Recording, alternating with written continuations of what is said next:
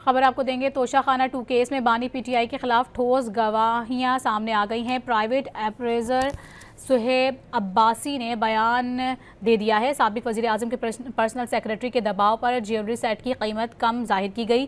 साबिक वजीर आजम के पर्सनल सेक्रेटरी इनामुल्लाह शाह ने खुद पर लगाया गया इल्ज़ाम दुरुस्त तस्लीम कर लिया है। इस खबर से मुतालिक अपने नाज़रीन को बताएं कि इनामुल्लाह शाह के दबाव पर ज्वेलरी सेट की कीमत कम जाहिर की गई। सुहेब अब्बासी का ये कहना है। साथ ही अपने नाज़रीन को बताएं कि साबिक वज़ीर आज़म के पर्सनल सेक्रेटरी इनामुल्लाह ने इल्ज़ाम दुरुस्त तस्लीम कर लिया है और चेयरमैन नैब के सामने माफ़ी मांगते हुए अपना बयान रिकॉर्ड करवा दिया है। खबर आपको देंगे। तोशाखाना 2 केस में बानी पीटीआई के खिलाफ ठोस गवाहियां सामने आ गई हैं। प्राइवेट अप्रेजर सुहेब अब्बासी ने बयान दे दिया है। साबिक वजीर आजम के पर्सनल सेक्रेटरी के दबाव पर ज्वेलरी सेट की कीमत कम जाहिर की गई।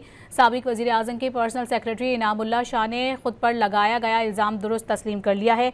इस खबर से मुतालिक अपने नाज़रीन को बताएं कि इनामुल्लाह शाह के दबाव पर ज्वेलरी सेट की कीमत कम जाहिर की गई। सुहेब अब्बासी का ये कहना है। साथ ही अपने नाज़रीन को बताएं कि साबिक वज़ीर आज़म के पर्सनल सेक्रेटरी इनामुल्लाह ने इल्ज़ाम दुरुस्त तस्लीम कर लिया है और चेयरमैन नैब के सामने माफ़ी मांगते हुए अपना बयान रिकॉर्ड करवा दिया है।